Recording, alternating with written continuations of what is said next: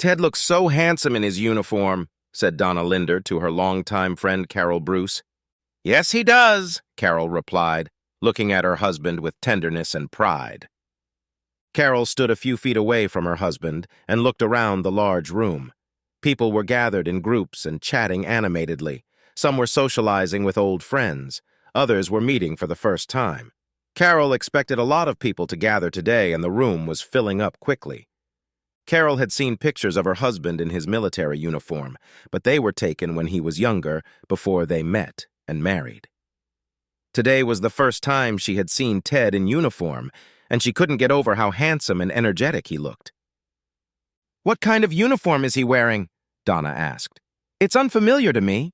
And those medals—" "It's a Ukrainian army dress uniform," Carol said of the green dress uniform with a white shirt and black tie.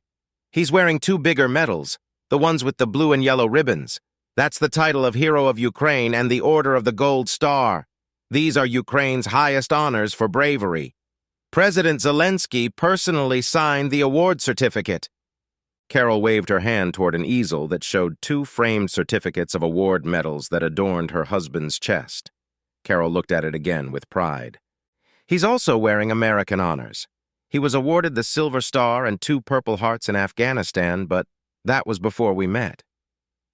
"I had no idea he volunteered to fight in Ukraine," Donna said. "What the hell would make a man his age volunteer to go fight in another country, especially in a country thousands of miles from his home? He's not even Ukrainian. He's from Beaumont, for crying out loud. Couldn't you talk him out of it?" "I tried," Carol said. "I tried to talk him out of going. I begged and pleaded and argued with him, but he'd already made up his mind. There was nothing I could say or do to change it."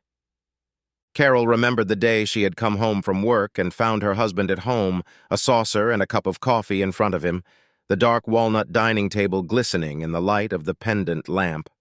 He sat in silence. "Hello, darling. What are you doing home? I thought you'd be back in town late tonight. Is everything okay?" Ted had to drive an hour to take a reading in downtown Dallas, and he told his wife he'd be home late. It was 8 o'clock in the evening, almost 3 hours later than the time Carol usually came home. If she had known Ted would be home, she would have canceled her plans and come home right after work. "There's something we need to talk about. Pour yourself a glass of wine or coffee and have a seat." Carol was slightly alarmed by her husband's abrupt tone. "I'll take a quick shower and change into something more comfortable," she said. "No!" Ted shouted at her, shocking Carol even more. "Sit down! This is important, and I'm not going to wait for you to get cleaned up." Carol felt herself turning pale. She nervously pulled her usual chair over to the table across from her husband and sat down, placing her cell phone on the table in front of her. Carol lowered her gaze to her folded hands in front of her and felt the heat from her body leave blurry patches of condensation on the dark, glossy wood. Out of the blue, Carol remembered the day she and Ted had bought the dining room set. The furniture was Amish-made, well-constructed, and very expensive. Being able to afford expensive furniture was a new experience for them after years of setting up their home in department stores or IKEA. "In about 4 hours," Ted began, glancing at his watch, "I'll be on a flight to Warsaw, Poland. From there, I'll take a train or bus to Kiev, Ukraine. I signed a 12-month contract to fight in the Ukrainian army. I have withdrawn 25% from my savings account, but I won't touch my current account. I gave Sam Albright my power of attorney. Here's his card," Ted said, holding it out to Carol. Carol felt dizzy, as if she were about to faint. I don't understand," she finally managed to squeeze out. "Is this a joke? You're 45 years old. You can't go off to fight in some war." "I can, and I'm ready. I may have gotten my combat experience 22 years ago, but some things are not forgotten." "What about the kids? Have you told them? Are you going to leave the kids?" "Trey is married with a son of his own, and Lisa is engaged to a good man. My kids are going to be fine." Carol stared at her husband in shock. He referred to Trey and Lisa as his children, taking Carol outside the family bracket.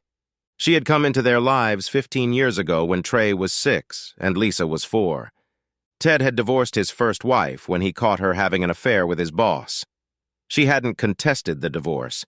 She was happy Ted found out about their affair because it gave her a chance to start her life over without the burden of a husband or children. She didn't ask for custody or visitation and agreed to give up her parental rights in exchange for not having to pay child support.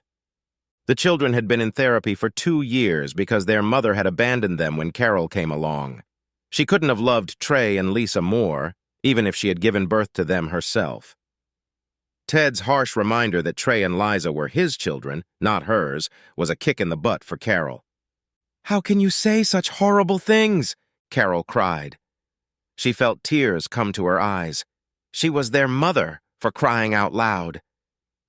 "I met with them last week to let them know what's going on. They're not thrilled about it, but they understand. They'll be fine."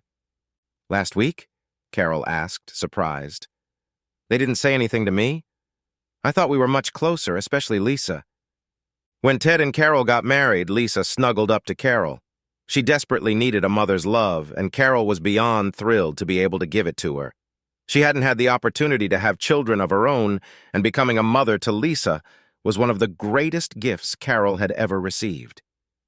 Tears streamed down Carol's cheeks as she realized that she may have recently become estranged from the 2 wonderful young people she had helped raise. "Just like that? You're going to leave me for a year and I'm supposed to just accept it? Deal with my husband leaving me for a year?" Carol was furious. "I'm sure Ray Hanna will be there to comfort you," Ted said, a hint of anger in his voice.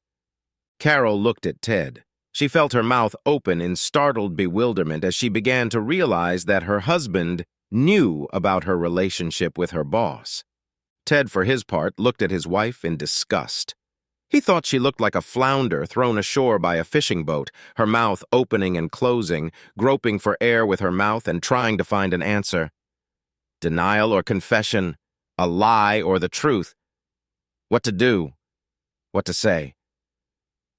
"What do you know?" The fear and trembling in her voice were obvious even to herself. "We're not going to discuss this," Ted said flatly.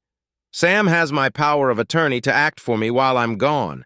There's no mortgage on the house, so with the money you have in your checking and savings account and what you make from your job, you should be fine financially." "Please, Ted, can we talk about this?" "What I had with Ray meant nothing. It was nothing!"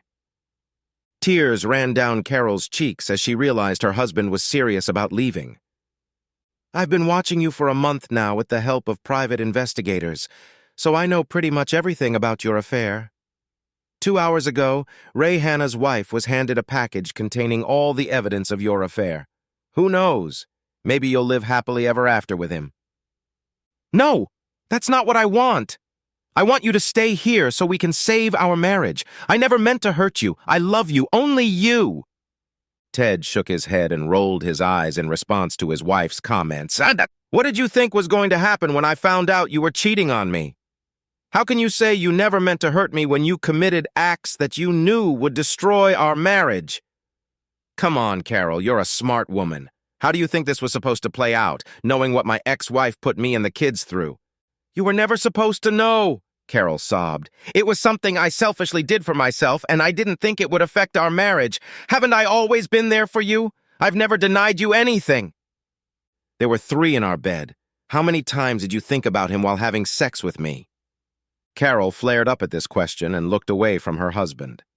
The forbidden aspect of her affair had always been admirable.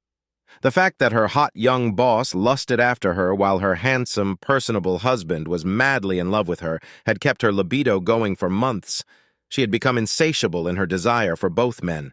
Carol wrapped her arms around herself and rocked back and forth, shaking her head as Ted spoke to her. This was never supposed to happen. Ted was never supposed to find out. She would put it out of her mind and everything would go back to normal. "Ted was never supposed to find out about this," she croaked out silently, rocking back and forth. This soon turned to horrible sobs as she began to wail that she didn't want a divorce. "Please, honey, don't do this. I love you. Please don't ruin our marriage over one stupid mistake."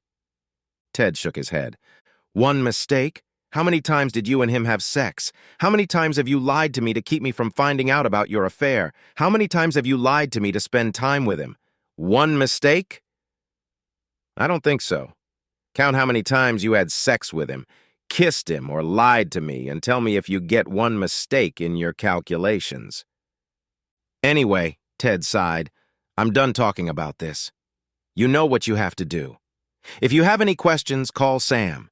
My kids know we're going to have this conversation today, so don't expect much sympathy if you turn to them, especially Lisa. She loved you and idolized you, and she is absolutely destroyed by your affair. I really hope Ray Hannah was worth it. Carol screamed, No! No, he wasn't worth it! Please don't do this! Please! As if on cue, Ray Hannah's phone rang on Carol's cell phone screen. She stared at the device with her mouth open in horror, as if it were a snake ready to lunge. Carol jabbed her finger at her phone several times to reject the call, finally grabbing it and hurling it across the room, smashing it against the wall. I guess the wife just ruined your boss's life, Ted remarked dryly. Or maybe he called to see if you wanted to meet. Either way, it's none of my business anymore. Carol rose from her chair and staggered forward, her legs seeming to stumble as she fell to her knees in front of her husband, arms folded pleadingly and sobbing. Please, can't we talk about this? You don't have to do this. I'll quit my job. I'll do whatever it takes to save our marriage. Ted shook his head. All you had to do to save your marriage was keep your vows. He stood up and carried his already empty coffee cup to the sink to rinse it before putting it in the dishwasher. I need some alone time with myself. I need some distance from this whole disgusting mess you've turned our lives into. I'll be gone for a year, and you can decide what you want to do. Divorce me to be with Ray or just sleep with him. His wife said she was going to divorce him, but who knows? They have young kids, so she might decide to forgive him and keep the marriage together. This may have been the first time he cheated, so she may change her mind about divorce. A year apart will give you time to figure out what or who you want in life. I choose you, Carol exclaimed. I'll choose you forever. I'll quit my job. I promise I'll never see him again. Please stay. Ted shook his head again. I promise you this. When I come back in a year, we'll sit down and talk about where we are and what we're going to do next. Sam will refrain from filing divorce papers for now. That's the best I can do. I promise I'll be back in a year and we'll talk about us then. Please, Carol sobbed as she continued to kneel and reached out a trembling hand to her husband, who remained motionless before pulling away from her touch. He then turned and walked quickly out the door so his wife wouldn't see the tears in his eyes. Carol was suddenly brought back to the present, noticing that most of the audience in the auditorium had already taken their seats. Carol quickly made her way to her seat and looked across the aisle and saw her stepdaughter Lisa sitting between her fiancé and Trey's wife.